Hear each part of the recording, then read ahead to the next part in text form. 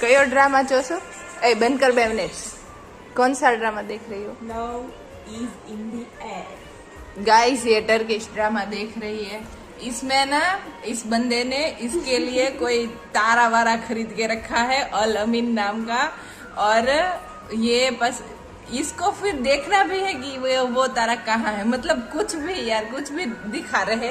और ये देखो एदाइदिस नाम का तारा भाई, और ये समझी क्या समझी तू? एक्सप्लेन कर दो जरा, एक्सप्लेन कर दो।